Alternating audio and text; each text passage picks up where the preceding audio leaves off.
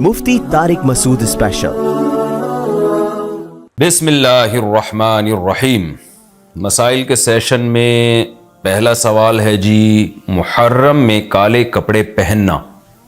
محرم کے حوالے سے جتنے بھی سوالات ہیں نا، آج میں سب کو ایک ہی سوال میں نمٹا دیتا ہوں۔ تو میں جن لوگوں نے بھی محرم کے حوالے سے سوال بھیجے ہیں، میں ان کے سوال پڑھ لیتا ہوں اور پھر سب کو ایک ہی جواب دے دیتا ہوں میں۔ تو پہلا سوال ہے جی، محرم میں کالے کپڑے پہننا۔ یہ محمود صاحب نے انڈیا سے پوچھا ہے کہ محرم کے مہینے میں بلیک کپڑے پہننا کیسا ہے؟ محرم میں کالے کپڑے پہننا، دیکھیں کالے کپڑے کسی بھی وقت پہنے جا سکتے ہیں۔ کالے کپڑے پہننے کے ناجائز ہونے کی ہمارے پاس کوئی دلیل نہیں ہے۔ سفید کو پسند کیا گیا ہے، نبی صلی اللہ علیہ وسلم نے فرمایا سب سے زیادہ پسندیدہ لباس وہ سفید ہے۔ کفنوا فیہا موتاکم، اپنے مردوں کو بھی اسی میں دفن کیا کرو۔ اس لیے سفید لباس کو آپ صلی اللہ علیہ وسلم نے افضل قرار دیا، اس میں پاکیزگی زیادہ ہے۔ باقی نبی صلی اللہ علیہ وسلم نے مختلف رنگوں کے کپڑے پہنے ہیں۔ اس کی علماء وجہ یہ بیان کرتے ہیں کہ اس زمانے میں غربت تھی، آپ نے سفید لباس کو پسند تو کیا، لیکن نبی کے لیے ہر وقت سفید لباس کا انتظام کرنا آسان نہیں تھا، غربت تھی۔ لباس پہن لینا ہی بڑی بات ہوتی تھی کہ لباس مل جائے کسی کو۔ کتنے واقعات ہیں کہ ازار ہے تو قمیض نہیں ہے، قمیض بڑی مشکل سے کسی کو ملتی تھی، کوئی چادر نہیں ہے اوپر پہننے کی، اتنی غربت کا عالم تھا۔ تو اس میں آپ صلی اللہ علیہ وسلم یہ تکلف کرتے کہ ہر قیمت پہ میرے لیے سفید لباس لے کر آؤ، تو یہ آپ صلی اللہ علیہ وسلم کے مزاج میں جو سادگی تھی یہ اس کے خلاف تھا۔ تو آپ نے دنیا میں تکلف نہیں کیا، جو جیسا لباس ملا پہن لیا، پسند سفید کو کیا۔ لہذا آج کیا ہے کہ آج اللہ نے لوگوں کو مالی وسعتیں دی ہیں، تو جو لوگ سفید لباس کا معمول بنا سکتے ہیں ان کے لیے افضل یہی ہے کہ وہ سفید لباس پہنا کریں، کیونکہ نبی صلی اللہ علیہ وسلم نے ہمیں اس کی ترغیب دی ہے۔ خود کیوں نہیں پہنا؟ اس میں تکلف تھا، یعنی پراپر انتظام کرنا مشکل تھا، تو جو آیا پہن لیا آپ صلی اللہ علیہ وسلم نے، کیونکہ ایک چیز مشکل ہے اس میں اتنا تکلف کرنا، یہ خود بھی تو نبی کے مزاج کے خلاف ہے۔ تو اس لیے ہم کہتے ہیں کہ بھئی جو ملے پہن لو، لیکن اگر لوگ آج کل تو لباسوں میں تکلف ویسے ہی بہت ہو رہا ہے، تو آپ نے جب سلوانے ہی ہیں، خریدنے ہی ہیں، تو سفید کو ترجیح دیں آپ، اس میں پاکیزگی زیادہ ہے، اس میں طہارت زیادہ ہے۔ آپ سفید لباس کے عادی ہو گئے، آپ سے کلر والا لباس پہنا نہیں جائے گا۔ میں نے تو 15-20 سال میں نے سفید لباس پہنا ہے، تو مجھے پتا ہے کہ پھر کلر والا لباس نہیں پہنا جاتا، سفید میں پاکیزگی اتنی ہے۔ اب میں پہنتا ہوں کلر والا لباس، وہ وجہ اس کی ہے کہ بعض دفعہ گھر والوں کا اصرار ہوتا ہے، بعض دفعہ کیمرے کی ریکوائرمنٹ ہوتی ہے، وہ کیمرہ سفید لباس کو کیچ نہیں کر پا رہا ہوتا، وہ کیمرہ مین کہہ رہا ہوتا ہے بھائی کوئی اور کلر، کوئی اور کپڑے پہن کے وغیرہ وغیرہ۔ تو خیر میرا عمل تو کوئی حجت نہیں ہے، لیکن افضل یہی ہے کہ سفید لباس کو ترجیح دی جائے، پہنا جائے۔ اور علماء صلحاء اکثر عموماً ہم نے دیکھا ہے کہ سفید لباسی کو ترجیح دیتے ہیں، کلر والا بھی جائز ہے لیکن بہتر یہی۔ تو محرم میں بھی سفید ہی ہے، سفر میں بھی سفید ہی ہے، ربیع الاول میں بھی سفید ہے۔ تو محرم میں سفید کے بالکل الٹ کر لینا، کالا پہن لینا، یہ تو بالکل سفید کے اپوزٹ ہو گیا نا۔ تو ہم یہ نہیں کہہ رہے کہ کالا لباس پہننا ناجائز ہے، لیکن آپ سفید سے اگر آپ نے یوٹرن لیا بھی تھا تو گرے پہ آ جاتے، گرین پہ آ جاتے، ایک دم آپ بلیک پہ آ گئے، تو بہرحال یہ یعنی کراہت سے خالی نہیں ہے، اس کا معمول بنا لینا۔ تو ناجائز میں نہیں کہہ رہا، تھوڑا سا ناپسندیدہ ہے کہ آپ سنت پر عمل نہیں کر رہے تو سنت کے بالکل اگینسٹ تو نہ جائیں نا آپ، یعنی بالکل ہی کالا پہن لیں تو بالکل اس کے اپوزٹ ہے۔ جائز ہے کالا پہننا بھی، لیکن بہتر بہرحال نہیں ہے۔ اور محرم میں کالا پہننا تو ہماری رائے میں بالکل ناجائز ہے، کیونکہ یہ شیعہ حضرات کی اپنی ایک رائے ہے، ان کی اپنی ایک دلیل ہے، ان کا اپنا ایک کانسیپٹ ہے۔ وہ یہ ہے کہ محرم میں حضرت حسین شہید ہوئے تھے تو ایک بڑے غم کی بات تھی، تو ہم غم منانے کے لیے کالا کپڑا پہنتے ہیں۔ تو ان کا مسلک ہے، وہ جیسے مسلک پہ اپنے عمل کرنا چاہیں وہ اللہ کے سامنے جواب دہ ہوں گے۔ ہم کسی کے مسلک پہ طنز نہیں کر رہے، ہم کوئی فرقواریت اور تشدد کی بات کرنا مناسب نہیں ہے، ملکی حالات اس کے متحمل نہیں ہیں۔ لیکن میں اہل سنت والجماعت حضرات سے کہتا ہوں کہ آپ یہ فیصلہ کریں بھائی، آپ یا تو پورے شیعہ ہو جائیں یا پورے سنی ہو جائیں۔ تو اگر آپ اہل سنت والجماعت کو فالو کرتے ہیں، اور اہل سنت والجماعت کے ہاں جو قرآن اور حدیث اور صحابہ یہ حجت ہے، تو ہمیں تو قرآن و حدیث میں کہیں بھی نہیں ملتا کہ غم میں تم کالے کپڑے پہنو یا غموں کو مناؤ۔ قرآن میں کیا ہے؟ الذین اذا اصابتہم مصیبۃ قالوا انا للہ وانا الیہ راجعون۔ اہل ایمان کو جب کوئی مصیبت پہنچتی ہے تو وہ کہتے ہیں ہم اللہ ہی کے لیے ہیں اور ہم نے اللہ ہی کی طرف لوٹ کر جانا ہے، وہ صبر کرتے ہیں۔ حضرت حسین رضی اللہ تعالیٰ عنہ کی شہادت یہ بہت بڑا غم ہے، بہت بڑا غم ہے، لیکن اس غم کو ہر سال منانا اس کے لیے شرعی دلیل کی ضرورت ہے۔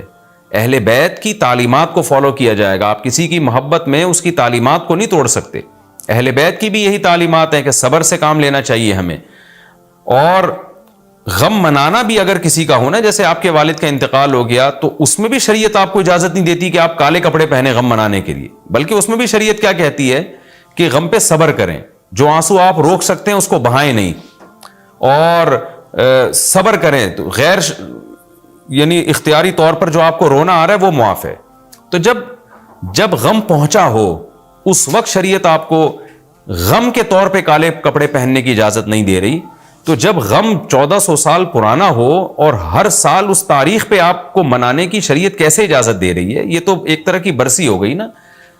نبی صلی اللہ علیہ وسلم کے وفات سے بڑا غم کوئی اس امت کو ہوگا؟ ربیع الاول میں آپ صلی اللہ علیہ وسلم کی وفات ہوئی, لیکن ربیع الاول ہر سال آتا تھا. صحابہ, تابعین, تبع تابعین, خود اہل بیت کیا اس ربیع الاول میں کوئی غم مناتے تھے؟ بالکل بھی نہیں. اس مہینے میں شادیاں بھی کرتے تھے, جو خوشی کی بات ہوتی تھی اس پہ خوشی بھی مناتے تھے.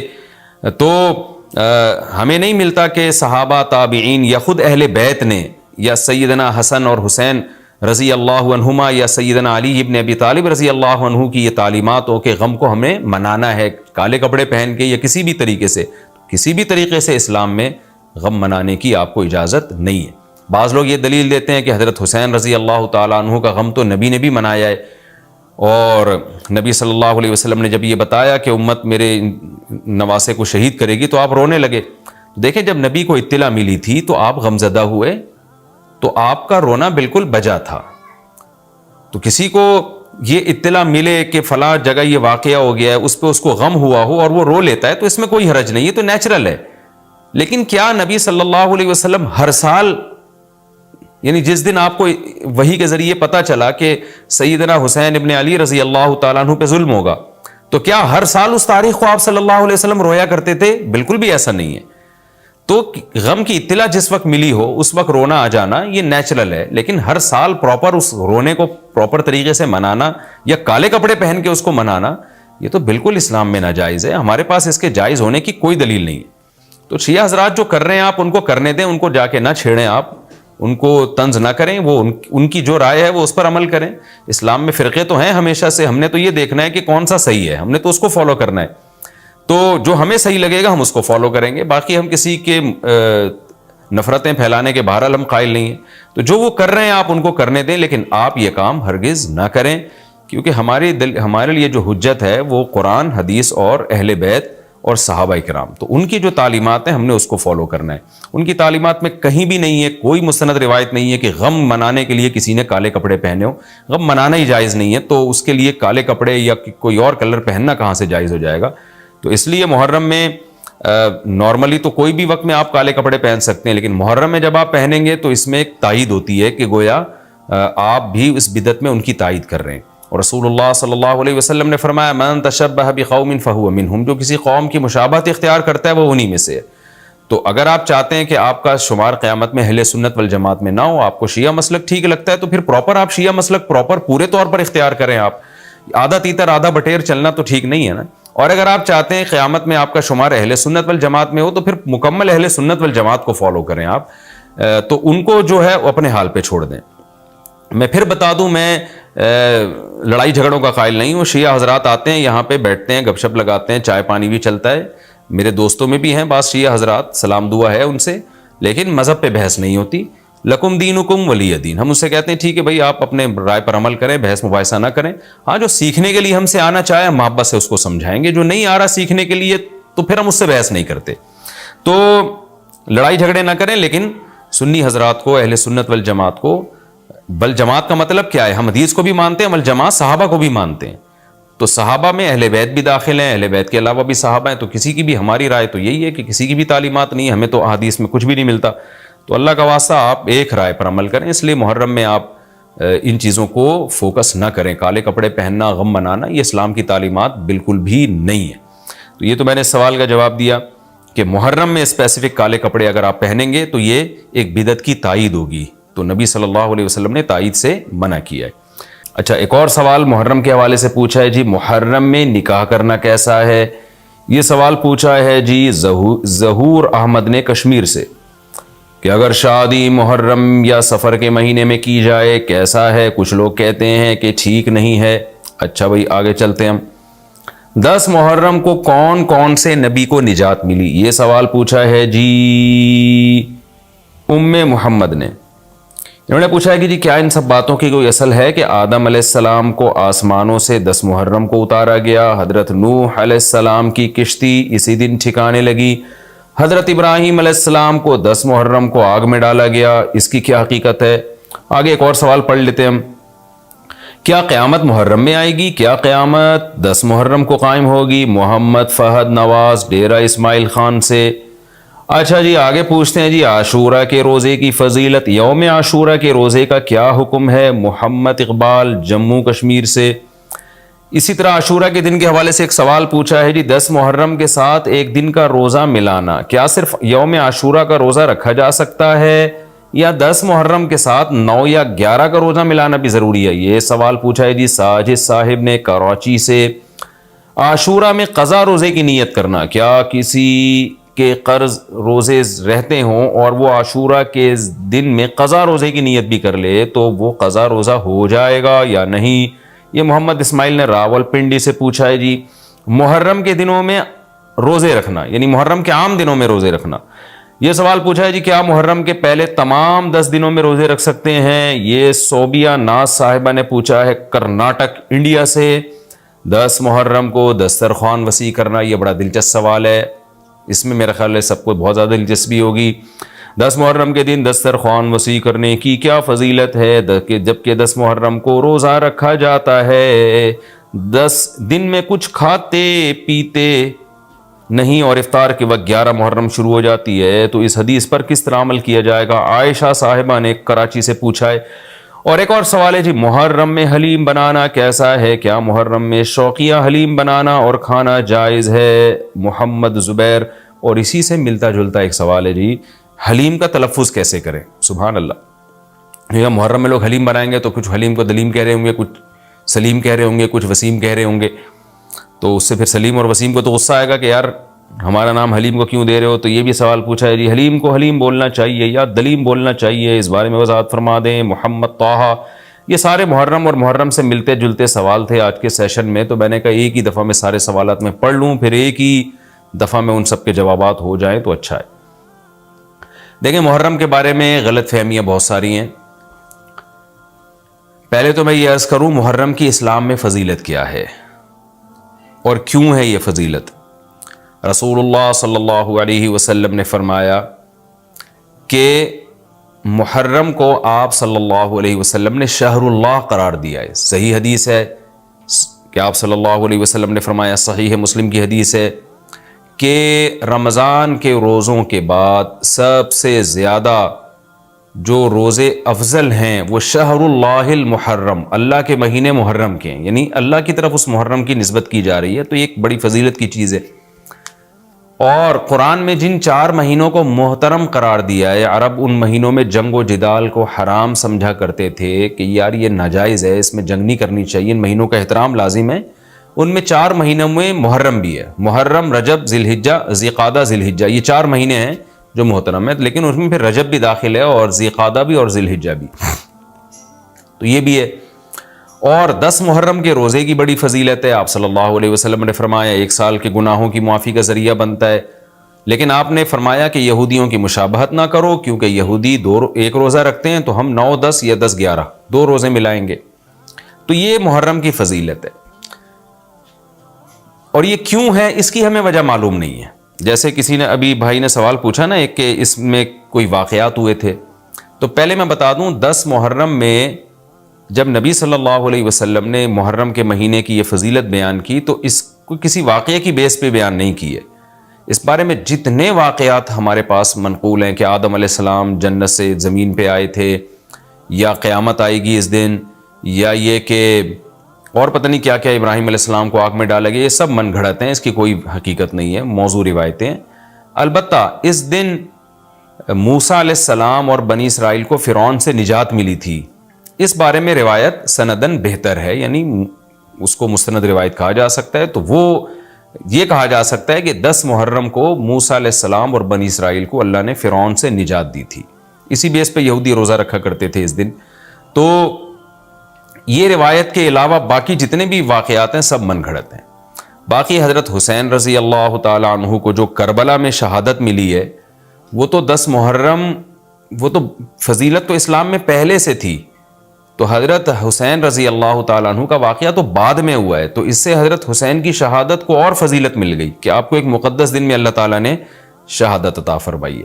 اسی میں ایک سوال ہے جی، محرم میں نکاح کرنا کیسا ہے؟ یہ سوال بھی ظہور احمد نے کشمیر سے پوچھا ہے. محرم میں نکاح کرنا بھی جائز ہے، بلکہ ہمارے مسلک کے مطابق باعث برکت ہے، کیونکہ محرم کو اللہ کے نبی نے محترم قرار دیا ہے. جو قابل احترام مہینہ ہے تو مقدس ہے، تو مقدس مہینے میں عبادت کا ثواب بھی زیادہ ہوتا ہے، اور نکاح بھی شریعت میں عبادت ہے. نکاح کیسے عبادت ہے؟ شریعت نے نکاح میں عبادت کا رنگ ڈال دیا ہے. دیکھیں آپ کہ نکاح ایک معاملہ ہے، لیکن اس سے پہلے خطبہ بھی ہوتا ہے. خطبہ جمعے کی نماز سے پہلے ہوتا ہے، خطبہ عید کی نماز سے پہلے ہوتا ہے، خطبہ استسقاء کی نماز سے پہلے ہوتا ہے، خطبہ حج میں ہوتا ہے. یہ ساری عبادتیں ہیں نا جس میں خطبہ ہے. لیکن اسلام نے کیا کہا؟ نکاح سے پہلے بھی خطبہ ہوگا. اس کا مطلب اسلام نکاح کو عبادت قرار دے رہا ہے، نکاح میں عبادت کا رنگ بھر رہا ہے. تو عبادتیں تو مقدس مہینے میں زیادہ ثواب ہوتا ہے ان میں. تبھی آپ دیکھیں نبی صلی اللہ علیہ وسلم نے فرمایا رمضان کے بعد سب سے زیادہ روزوں کا ثواب محرم میں ملتا ہے. کیوں؟ مقدس ہے نا، تو عبادت کا ثواب بڑھ گیا اس میں. تو اس حدیث سے صاف ہمیں پتہ چلتا ہے کہ اگر کوئی محرم میں اس نیت سے نکاح کرتا ہے کہ مقدس مہینہ ہے تو اس میں عبادت کا ثواب بڑھ جائے گا، اور اس میں انشاءاللہ اللہ سے امید کی جا سکتی ہے کہ خیر و برکت زیادہ ہوگی. تو اس کو منحوس سمجھنا جائز نہیں ہے. اگر آپ کہتے ہیں اس مہینے میں چونکہ حضرت حسین رضی اللہ تعالیٰ عنہ کی شہادت ہوئی ہے اس لیے منحوس ہے، تو یہ غلط ہے. ایک تو ہماری نظر میں شہادت ایک بہت مقدس مقام ہے، اس کی وجہ سے کوئی مہینہ منحوس نہیں ہو سکتا. مقدس تو ہو سکتا ہے، منحوس نہیں ہو سکتا. دوسری بات یہ کہ یکم محرم سے لے کے 29 یا 30 ذی الحجہ تک اسلامی تاریخ میں کوئی ایسا دن نہیں ہے جس میں کسی مقدس شخصیت کی شہادت نہ ہوئی ہو یا کسی پہ ظلم نہ ہوا ہو. اگر آپ تاریخ کے اوراق اٹھا کے دیکھیں، ہر مہینے ہر تاریخ کو کوئی نہ کوئی اسلام میں اچھا واقعہ بھی ہوا ہے اور برا واقعہ بھی ہوا ہے. حضرت عثمان رضی اللہ تعالیٰ عنہ کی شہادت ہوئی باغیوں کے ہاتھوں. خود نبی صلی اللہ علیہ وسلم کی وفات ہوئی ربیع الاول میں، اور بھری ہوئی ہے نا اسلامی تاریخ. حضرت علی رضی اللہ تعالیٰ عنہ کی شہادت ہوئی. تو ان تمام شہادتوں کے آپ ایام نکالیں، ان کے مہینے نکالیں، کوئی مہینہ نہیں بچے گا. تو اس بیس پہ اگر آپ کہتے ہیں کہ اس مہینے میں نکاح پسندیدہ نہیں ہے، پھر تو پہلی تاریخ سے لے کے سال کی آخری تاریخ تک کوئی تاریخ بھی ایسی نہیں ہے کہ جس میں انسان نکاح نہ کرے.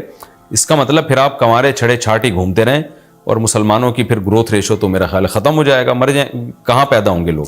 اور اگر آپ کہتے ہیں کہ نہیں جی کسی شخصیت کے کسی دن میں انتقال کر جانے سے یا شہید ہو جانے سے یا اس پہ ظلم ہونے سے وہ دن منحوس نہیں بنتا، تو پھر 10 محرم بھی منحوس نہیں ہے.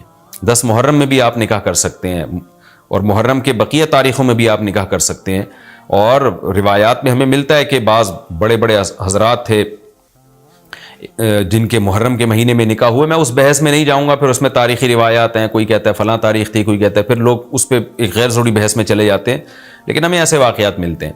تو اس لیے اس بارے میں، اور پھر شریعت میں جلد نکاح کی ترغیب ہے. نکاح کو ڈیلے کرنا یہ شریعت میں پسندیدہ کام نہیں ہے. اس بیس پہ تو ڈیلے کیا جا سکتا ہے نکاح کہ آپ کو رشتہ سمجھ میں نہیں آ رہا، مشورے کر رہے ہیں، لیکن جب ایک دفعہ رشتہ سمجھ میں آ جائے تو اسلام کا حکم یہ ہے کہ اس میں جلدی کی جائے. صحیح بخاری کی مشہور حدیث ہے، نبی صلی اللہ علیہ وسلم کی خدمت میں خاتون آئیں، عرض کیا کہ یا رسول اللہ میں آپ سے نکاح کرنا چاہتی ہوں. آپ نے چہرہ مبارک کو جھکا لیا، آپ کا ارادہ نہیں تھا. ایک اور صحابی کھڑے ہوئے، عرض کیا یا رسول اللہ آپ میرا ان سے نکاح کر دیں. اسی محفل میں نبی نے ان صحابیہ کا ان صحابی سے نکاح کرا دیا. تو آپ نے تو یہ نہیں پوچھا کہ یہ محرم کا مہینہ چل رہا ہے یا سفر کا مہینہ چل رہا ہے یا ربیع الاول کا مہینہ چل رہا ہے. ڈیلے نہیں کیا اس کو، اس لیے کہ خود آپ کی تعلیمات یہ ہیں کہ نکاح میں جلدی کی جائے. تو اگر آپ کو محرم میں رشتہ ملتا ہے، آپ ربیع الاول تک ڈیلے کرتے ہیں محرم کی وجہ سے یا سفر تک ڈیلے کرتے ہیں، تو یہ ڈیلے کرنا خود قرآن و سنت کے خلاف ہے. جس چیز میں تعجیل مقصود ہے، جس چیز کو شریعت نے جلدی کا حکم دیا.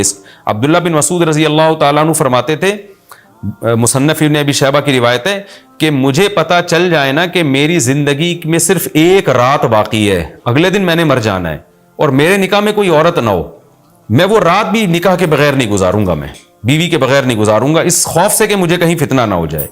صحابہ کرام جو تقوی کے اعلیٰ معیار پر تھے اور جن سے گناہ کا اندیشہ بہت کم تھا اور کہیں معاشرے میں بے حیائی پھیلی ہوئی نہیں تھی، وہ تو ان کا تو یہ کانسیپٹ تھا کہ بھائی ہم بیوی کے بغیر ایک دن نہیں گزاریں گے، کہیں ایسا نہ ہو کہ برائی میں پڑ جائیں۔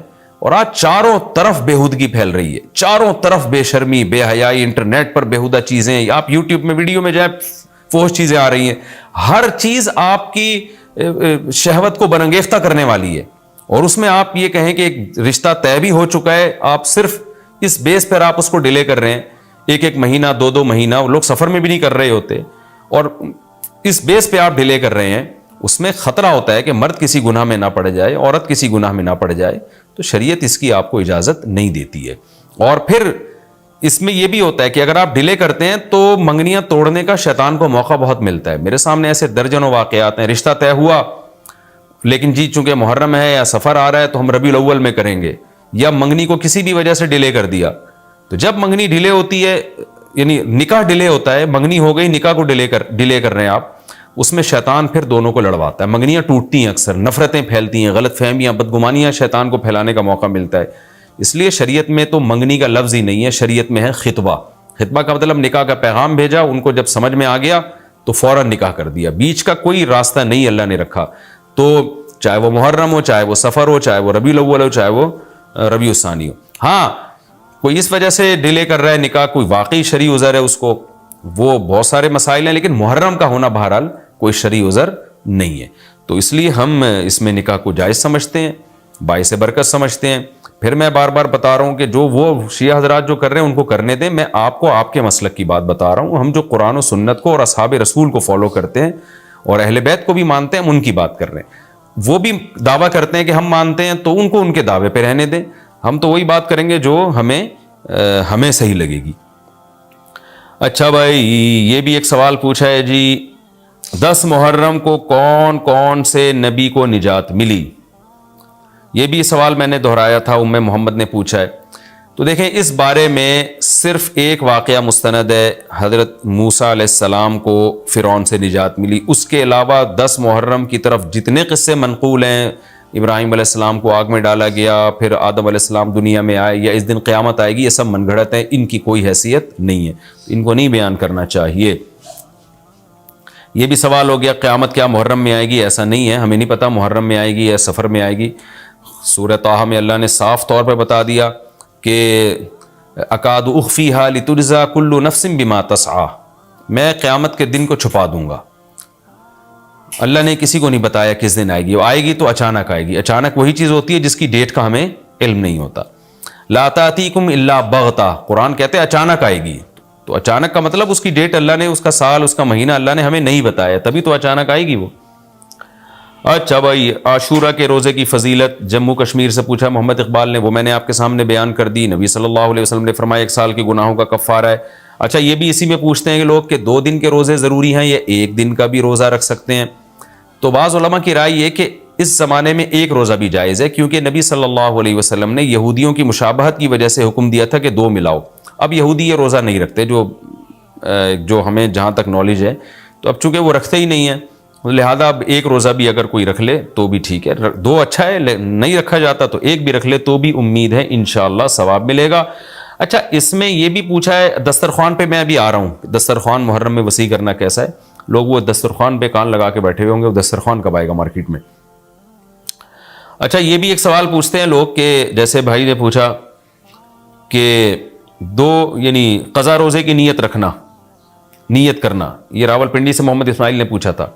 تو خوب سمجھ لیں، جن دنوں کا بھی کوئی فضیلت ہے نا روزہ رکھنے کی، جیسے پیر جمعرات کے روزے کی فضیلت ہے، ایام 20 کے روزے کی فضیلت ہے، اسی طرح 10 محرم کے روزے کی فضیلت ہے، اسی طرح 9 ذی الحجہ کے روزے کی فضیلت ہے، ان میں آپ قضا کی نیت نہیں کر سکتے۔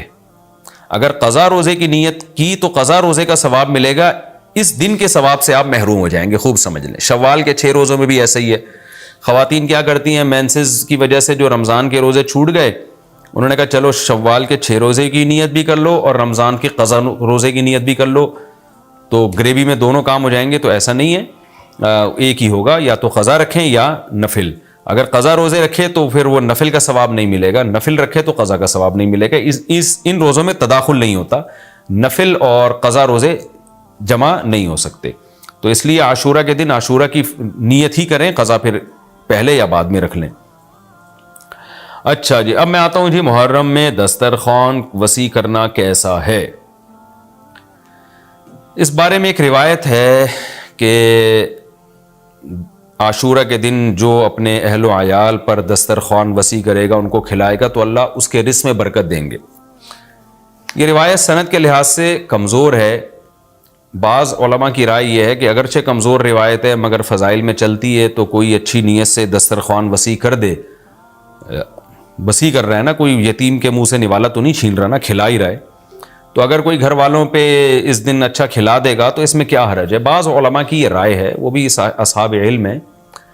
لیکن بندہ ایک کو ہمیشہ سے ایک اشکال رہا ہے کہ جب ایک بالکل بے غبار صحیح حدیث ہمارے سامنے موجود ہے, تو اس کے مقابلے میں ایسی کمزور روایت کو ہم کس بیس پہ ترجیح دے سکتے ہیں. ہمارے سامنے جو بے غبار اور بالکل مستند حدیث ہے, جس کی سند پہ کوئی کلام نہیں ہے, وہ ہے روزہ. عاشورہ کے دن روزہ رکھنا چاہیے. روزہ اور دسترخوان آپس میں جمع نہیں ہو سکتے. یعنی عاشورہ کے دن جب آپ دسترخوان وسیع کریں گے تو روزہ کیسے رکھیں گے؟ تو بعض لوگوں نے یہ تعویل کی ہے کہ افطاری میں کر لیں آپ. تو افطاری میں تو 10 تاریخ نہیں رہے گی نا, 11 شروع ہو جائے گی, وہ تو 11 محرم ہو جائے گی. بعض لوگوں نے یہ کہا کہ جی 9 محرم کو جب سورج غروب ہو تو عاشورہ کی رات کو دسترخوان وسیع کر لیں. تو حدیث کے ظاہر سے تو عاشورہ کا دن معلوم ہوتا ہے کہ جب عاشورہ والا دن شروع ہو چکا ہو, یعنی صبح صادق کے بعد. یعنی حدیث میں تکلفات کرنے پڑ رہے ہیں, اس کی تعویلات کرنی پڑ رہی ہیں. تو اس بارے میں علامہ ابن تیمیہ رحمہ اللہ کی رائے ہمیں بہت صحیح معلوم ہوتی ہے. انہوں نے یہ لکھا ہے کہ اصل میں ہوا یہ تھا کہ جب شیعہ حضرات نے عاشورہ کے دن کو منحوس سمجھنا شروع کر دیا کہ یہ منحوس دن ہے اور اس میں غم کا دن ہے, تو بعض سنیوں نے ان کے مخالفت میں نا اس کو خوشی کا دن منانا شروع کر دیا.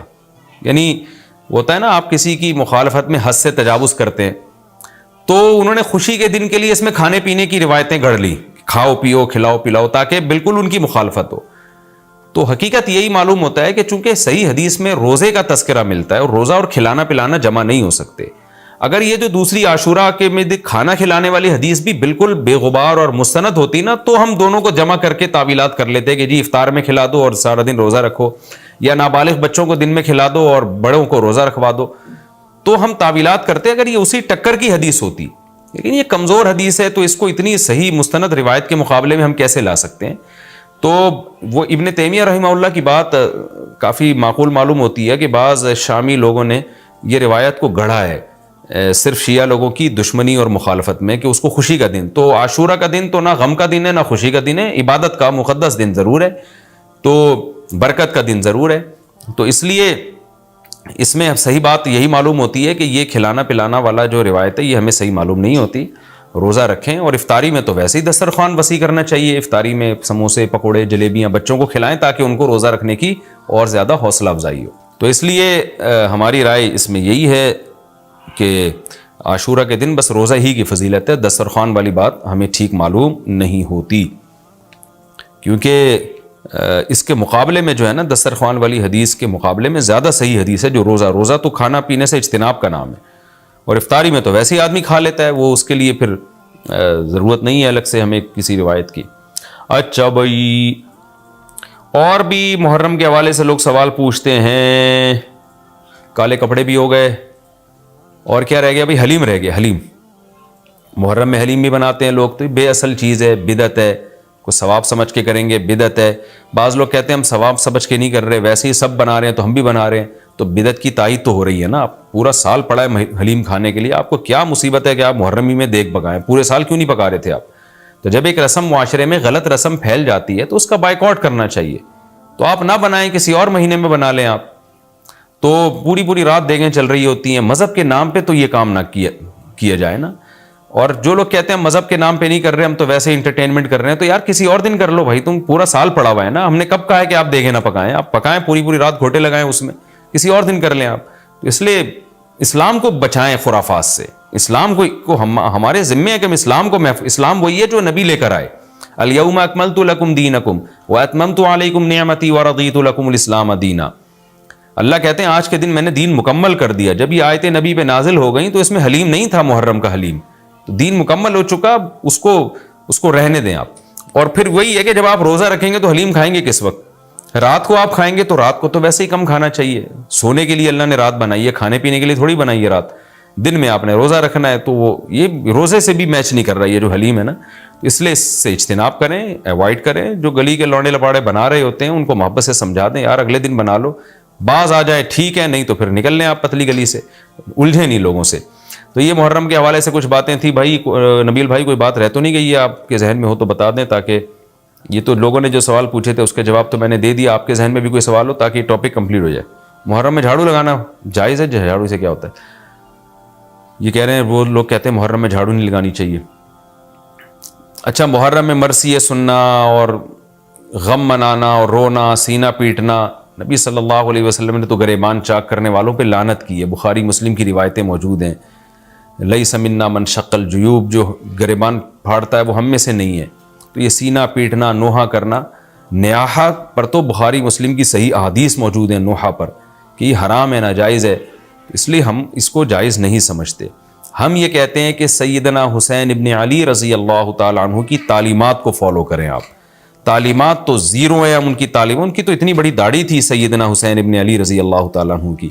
وہ تو سخی تھے، وہ تو غیرت مند تھے. آج ہمارے یہاں سے غیرت ختم ہو گئی ہے. بہنوں کی وراثتیں کھا کے بیٹھے ہوئے ہیں ہم لوگ، اور انہی وراثتوں سے عمرے بھی ہو رہے ہوتے ہیں وراثت کھا کے. تو گھر میں گھر والوں کو ٹائم نہیں دیتے، غربا مساکین کا خیال نہیں ہے، نماز تکبیر اولیٰ کی پابندی نہیں ہے. ان چیزوں کو فوکس کریں. حضرت حسین رضی اللہ تعالیٰ عنہ نے تو کربلا کے میدان میں بھی نماز نہیں چھوڑی. اور آج خواتین شاپنگ کرتی ہیں، نمازیں چھوڑ دیتی ہیں. کسی شادی میں جانا ہے، بس میں بیٹھے ہوئے نمازیں چھوڑ دیتے ہیں. تو اللہ کا واسطہ تعلیمات کو فالو کریں اہل بیت کی. تعلیمات کو فالو کیے بغیر ہمیں کچھ بھی حاصل نہیں ہوگا. تو وہ کسی شاعر نے بڑی پیاری بات کہی ہے نا، شرط ایماں مصطفیٰ سے والہانہ پیار ہے، پیار لیکن پیروی ہے، پیروی دشوار ہے. مصطفیٰ صلی اللہ علیہ وسلم سے ایمان کی شرط ہے کہ آپ کو نبی سے بے پناہ محبت ہو. لیکن محبت کی دلیل کیا ہے کہ آپ فالو کتنا کرتے ہیں. تو اہل بیت سے محبت یہ ایمان کا حصہ ہے ہمارے. اس محبت کے بغیر آپ جنت میں نہیں جا سکتے. لیکن آپ میں محبت ہے یا نہیں ہے، یہ کالے کپڑوں سے یا سینہ پیٹنے سے پتہ نہیں چلے گا. اس کا پتہ اس سے چلے گا کہ آپ ان کو فالو کتنا کرتے ہیں. تو یہ چند احکامات تھے. لوگوں نے سوال پوچھے تھے مسائل میں، تو میں نے ان کے جوابات دے دیے. اور کچھ مسائل محرم کے حوالے سے اور بھی ہیں، پھر وہ بعد میں یاد آتے ہیں. ہاں، حلیم کو حلیم کہنا یہ بھی ایک سوال تھا. لوگ کہتے ہیں کہ جی حلیم اللہ کا نام ہے، تو کھانے پینے کی چیز کو ہم حلیم کیوں کہتے ہیں؟ دیکھیں، جب اللہ کے لیے لفظ حلیم استعمال کیا جاتا ہے اس کا مفہوم کچھ اور ہوتا ہے. جب دیکھ کے لیے استعمال کیا جاتا ہے اس کا مفہوم کچھ اور ہوتا ہے. تو اس میں کسی کا تصور بھی نہیں جاتا کہ میں اللہ کا نام لے رہا ہوں. یہ بالکل ایسے ہی ہے جیسے اردو میں صلواتوں کا مفہوم کچھ اور ہے. ہم کہتے ہیں اتنی صلواتیں سنا کے چلا گیا، حالانکہ صلوات تو درود کو کہتے ہیں، اور نماز کو بھی کہتے ہیں صلات. تو اب کیا یہ لفظ استعمال جائز نہیں ہوگا؟ ظاہر ہے جائز ہے. اردو میں اس کا مفہوم کچھ اور ہے، عربی میں اس کا مفہوم کچھ اور ہے. بلکہ بعض دفعہ ایک ہی زبان میں ایک لفظ دو مختلف معنوں کے لیے استعمال ہو رہا ہوتا ہے، تو اس میں کوئی بھی پابندی نہیں لگاتا. جاریہ عربی میں باندی کو بھی کہتے ہیں، جاریہ عربی میں کشتی کو بھی کہتے ہیں. اور جو ہے اس طرح کی اور بہت ساری مثالیں ہمیں ملتی ہیں کہ ایک ہی لفظ مختلف معنوں کے لیے استعمال ہو رہا ہے. عین عربی میں آنکھ کو بھی کہتے ہیں، عین عربی میں گھٹنے کو بھی کہتے ہیں، عین عربی میں جاسوس کو بھی کہتے ہیں، عین عربی میں چشمے کو بھی کہتے ہیں، عین عربی میں سورج کی ٹکیا کو بھی کہتے ہیں، عین عربی میں سونے کو بھی کہتے ہیں. تو اس طرح بہت سارے نام مختلف معنوں میں استعمال ہوتے ہیں. موسیٰ کا جو لفظ ہے عربی میں اس طرح کو کہتے ہیں بلیڈ، جس سے حلق کیا جاتا ہے نا، حاجی لوگ جو سر منڈواتے ہیں اس کو موسیٰ کہتے ہیں. حالانکہ موسیٰ جو ہے حضرت موسیٰ علیہ السلام کا نام بھی ہے. لیکن جو عربی جو جانتا ہے جب وہ بلیڈ کے لیے موسیٰ کا لفظ استعمال کرے گا تو اس کے ذہن میں حضرت موسیٰ کا تصور ہی نہیں ہوگا. اور جب حضرت موسیٰ علیہ السلام کے لیے موسیٰ کا لفظ استعمال کرے گا تو بلیڈ کی طرف اس کا دماغ ہی نہیں جائے گا. تو اس لیے یہ بالکل مضبوط بات نہیں ہے کہ حلیم چونکہ اللہ کا نام ہے لہذا وہ دیکھ کے لیے استعمال نہ کیا جائے. بھائی جب اللہ کا نام ہے تو اس میں دماغ ادھر نہیں آتا دیکھ کی طرف. جب دیکھ کے لیے استعمال کیا جاتا ہے تو اللہ کی طرف ذہن نہیں جاتا. یہ بالکل ایک الگ الگ معنی میں استعمال ہوتا ہے. تو اس لیے اتنا تکلف نہیں کریں جتنی جو لا تشددوا فیشدد اللہ علیکم. صحیح حدیث ہے, اللہ نے نبی نے فرمایا اپنے اوپر خامخواہ کی پابندیاں مت لگاؤ, ورنہ اللہ بھی لگانا شروع کر دے گا. اللہ بھی تمہارے اوپر پابندیاں لگائے گا. اللہ کیسے لگائے گا؟ یعنی اللہ بھی تمہیں مشکل میں ڈال دے گا. تو جتنا ہمیں اجازت دی گئی ہے اس کے اندر رہنا چاہیے ہمیں, اور خام میں ایسی کھود کرید کر کے اپنے اوپر پابندیاں لگواتے چلے جانا مشکل ہو جائے گا نا. اب حلیم ہی مشہور ہو گیا ہے تو اب آپ اس کو کیسے دلیم بولیں گے؟ وہ کچھ اور نہ اٹھا کے دے دے آپ کو. تو اس میں کوئی حرج نہیں ہے کہ کیونکہ لغت بتاتی ہے, زبان بتاتی ہے کہ کس وقت کس لفظ کا کیا معنی ہے. اس میں کوئی حرج نہیں ہے اگر آپ یہ حلیم کو حلیم ہی کہیں, کوئی گناہ نہیں ہے انشاءاللہ اس میں. اچھا, بعض لوگ یہ بھی کرتے ہیں, یہ کسی نے سوال پوچھا ہے, یہ ہمارے کیمرہ مین نے ہی پوچھا ہے, نبیل بھائی نے, کہ مجھے تو یقین نہیں آ رہا کہ ایسا بھی کرتے ہیں, لیکن یہ بتا رہے ہیں کہ بہت سارے سنی حضرات یہ کرتے ہیں کہ محرم میں امام بارگاہوں میں جا کے منتیں مانتے ہیں اور پھر اگلے سال ان منتوں کو پورا بھی کر رہے ہوتے ہیں جو بھی انہوں نے منتیں مانی ہوتی ہیں. تو دیکھیں یہ بھی حرام اور ناجائز عمل ہے. منت کے لیے کوئی دن مہینہ متعین نہیں ہے, جب چاہے جہاں چاہے منت مان سکتے ہیں. اور منت کی حقیقت کیا ہے کہ اس کی ورڈنگ کیا ہے, اس کے لیے کسی جگہ نہیں جانا جائز ہے, بلکہ اس کے یہ کہ جہاں بھی آپ ہیں آپ یہ الفاظ کہہ سکتے ہیں کہ اے اللہ اگر میرا یہ فلاں کام ہو گیا تو میں اتنے پیسے صدقہ کروں گا. اے اللہ اگر میرا یہ فلاں کام ہو گیا تو میں اتنے روزے رکھوں گا. اے اللہ اگر میرا مریض ٹھیک ہو گیا یا میری بیماری ٹھیک ہو گئی تو میں اتنی رکعت نماز پڑھوں گا. اس طرح کی منتیں ماننا جائز ہے. اس کے لیے امام بارگاہ یا مسجد یا کسی مزار پہ جانا حرام ہے. خوب سمجھ لیں, یہ گھر بیٹھے بیٹھے ہو سکتا ہے, یعنی اس کا کوئی جگہ شریعت نے منت کے لیے متعین نہیں کی ہے. اسپیشل اس کام کے لیے آپ مسجد جا رہے ہیں کہ یہ سوچ کے کہ وہاں جا کے منت مانوں گا تو شاید منعقد ہوگی, ایسا نہیں ہے. منت کہیں بھی ہو جاتی ہے. ہاں کوئی مسجد میں نماز کی نیت سے جائے کہ 2 رکعت پڑھ کے اللہ سے دعا مانگوں گا تو ایک الگ بات ہے, اس کے لیے مسجدیں ہیں. تو مزار تو اس کے لیے بھی نہیں ہے, وہ تو وہاں تو بالکل ہی حرام ہے.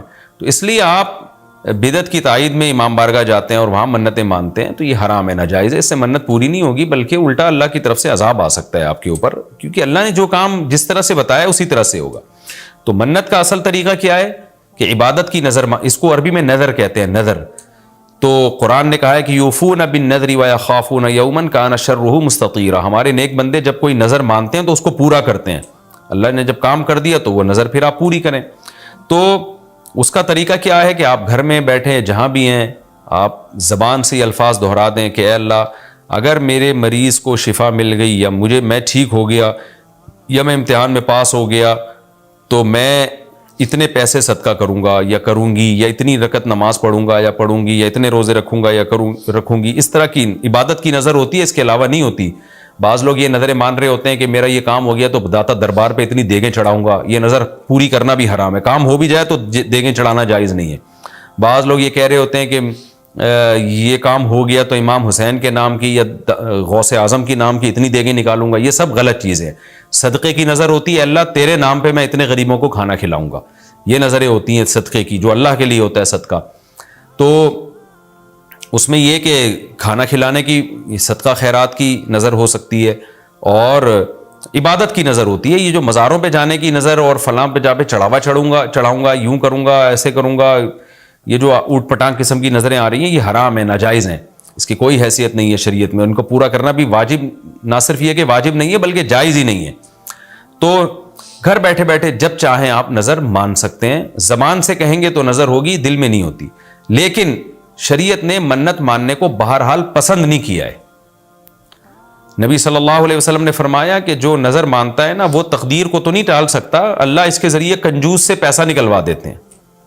یعنی تقدیر میں بیماری ٹھیک ہونا ہوگی تو ہو جائے گی, کامیابی ہوگی تو ہوگی, وہ تو. لیکن کیا ہوتا ہے کہ بندہ ٹھیک ہو جاتا ہے اور جو آدمی کبھی صدقہ نہیں کرتا اس بہانے اس کی جیب سے, کنجوس کی جیب سے پیسے نکل جاتے ہیں. ویسے تو دے نہیں رہا تھا صدقہ, تو اللہ نے بیماری میں ڈال دیا, چل اب منت مان تاکہ میں بیماری ٹھیک کروں اور تو اب پیسے نکال یہاں سے. تو کنجوسوں کے ذریعے, کنجوسوں کا پیسہ نکلوانے کے لیے یہ کام ہوتا ہے.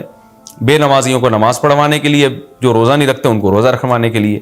تو اس حدیث سے پتہ چلتا ہے کہ منت اور نظر کو جائز ہے لیکن پسند نہیں کیا گیا. علماء نے اس کی وجہ بیان کی ہے کہ یہ ایک طرح سے نا اللہ سے ایک طرح کا مقابلہ چل رہا ہے. کہ اللہ میرے مریض کو یا مجھے ٹھیک کر دے تو میں اتنے روزے رکھوں گا، یعنی بارگیننگ ہو رہی ہے اللہ تعالیٰ سے کہ اگر نہیں ٹھیک کیا تو میں نہیں رکھتا، جا بھائی اے اللہ اگر میں پاس ہو گیا نا تو میں 1,00,000 روپے صدقہ کروں گا، اگر نہیں ہوا تو ہم بھی صدقہ نہیں کر رہے. تو ایک طرح کا نا مقابلہ چل رہا ہے. عبدیت یہ ہے کہ اللہ تو مجھے پاس کرے گا تو بھی 1,00,000 روپے دوں گا، نہیں کرے گا تو بھی 1,00,000 روپے دوں گا، اس لیے کہ میں تو تیرا بندہ ہوں.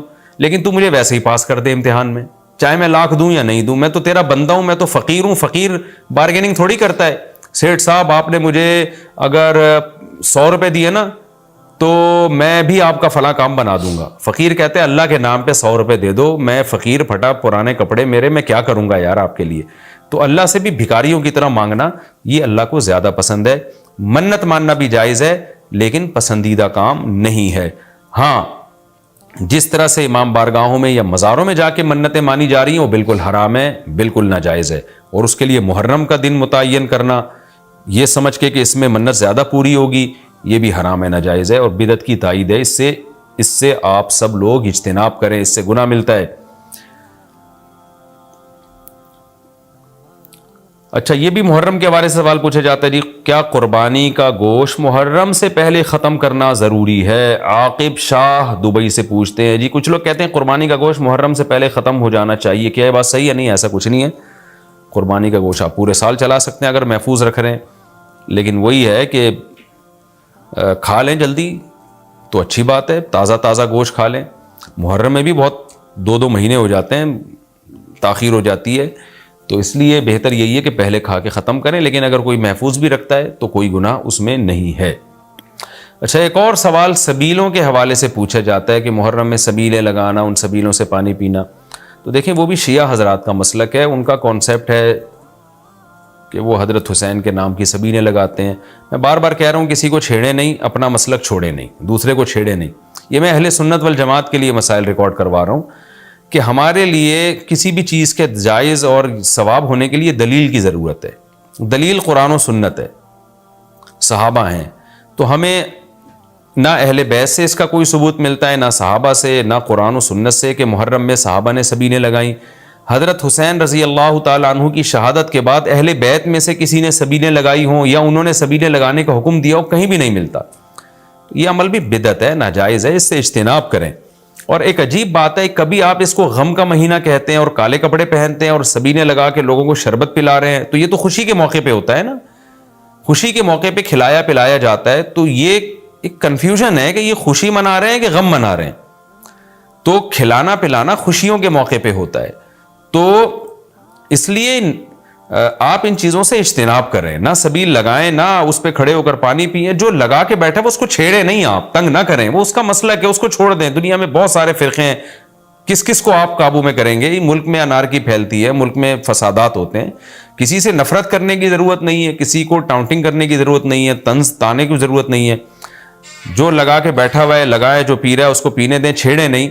لیکن میں آپ کے لیے یہ کہہ رہا ہوں جو اس وقت میرا پروگرام سن رہے ہیں، اگر آپ قرآن و سنت ہی کو فالو کرتے ہیں، آپ اہل سنت والجماعت میں ہیں، یا تو میں بار بار کہتا ہوں نا پورے شیعہ ہو جائے نا. پھر آپ ڈبل مسلکوں پہ چلنا تو یہ دنیا میں کسی کا بھی اصول نہیں ہے کہ آدھا ادھر آدھا ادھر، وہ تو کہیں کا بھی نہیں ہوتا. یا تو پورے ادھر ہو جائیں یا پھر پورے اہل سنت والجماعت بن جائیں. تو اہل سنت والجماعت کے ہاں یہ سبیلیں لگانا یہ جائز کام نہیں ہے، کیونکہ قرآن و سنت سے اس کا ثبوت نہیں ہے. لوگ کہتے ہیں کہ آدمی کسی کو شربت پلا رہا ہے، پانی پلا رہا ہے، تو پانی پلانا تو بڑا اچھا کام ہے. پانی پلانا اچھا کام ہے، پورے سال کسی دن کو خاص کر لینا یہ اچھا کام نہیں ہے. تو اس سے بدعت کی تائید ہوتی ہے. تو اگر کوئی پیاسا آپ کو نظر آتا ہے تو محرم میں ہو تو محرم میں بھی پلائیں، سفر میں ہو تو سفر میں بھی پلائیں. لیکن کوئی پیاسا نہیں ہے تو جیسے آپ پورے سال سبیلیں نہیں لگاتے تو محرم میں بھی نہ لگائیں آپ. کیونکہ اگر آپ پورے سال نہیں لگاتے، محرم میں لگا رہے ہیں، تو یہ اس کی علامت ہے آپ اس مہینے کو سبیل کے حوالے سے خاص ویلیو دے رہے ہیں. تو اس ویلیو کی آپ کے پاس قرآن و سنت سے دلیل ہونی چاہیے. دلیل نہیں ہے تو ہمارے پاس دلیل ہے. نبی صلی اللہ علیہ وسلم نے فرمایا من احدث فی امرنا ھذا ما لیس منہ فہو رد وفی روایت فہو مردود. جو ہمارے دین میں کوئی بھی نئی چیز لے کر آئے گا، نبی نے فرمایا وہ مردود ہے، ہم نہیں اس کو ایکسیپٹ کریں گے. تو اس لیے بھائی ہم تو اس حدیث کو فالو کرتے ہیں. تو کائنڈلی آپ حضرات سے گزارش ہے، ہاں کوئی پورے سال سبیل لگا کے بیٹھا ہو تو وہ محرم میں بھی لگا لے. کیوں؟ وہ اس لیے کہ وہ محرم کو الگ سے فضیلت نہیں دے رہا سبیل کے حوالے سے، بلکہ وہ کہہ رہے بھائی میں تو پورے سال لوگوں کو پانی پلاتا ہوں تو محرم میں بھی پلا رہا ہوں، میں تو پورے سال شربت پلاتا ہوں تو محرم میں بھی پلا رہا ہوں۔ لیکن ایک آدمی سال کے 11 مہینے نہیں پلاتا، صرف محرم میں سبیل لگا کے بیٹھا ہے، اس کا مطلب وہ اس مہینے کو سبیل کے حوالے سے زیادہ ویلیو دے رہا ہے۔ اس ویلیو کے لیے میں نے کہا دلیل چاہیے، دلیل آپ کے پاس اگر نہیں ہے تو پھر وہ حدیث ہے جو ہمارے دین میں نئی چیز ایجاد کرے گا تو وہ چیز مردود ہے۔ اس لیے اس عمل سے بھی اجتناب کریں۔ دیکھیں جنت میں جانے کے لیے ہمیں وہ کام کرنے پڑیں گے جو اللہ رسول نے بتائے ہیں، اور اس میں اپنی طرف سے ایڈیشن کرنا یہ ناجائز ہے۔ اس عمل کو شریعت میں بدعت سیئہ کہا جاتا ہے۔ اللہ تعالی ہماری حفاظت کرے۔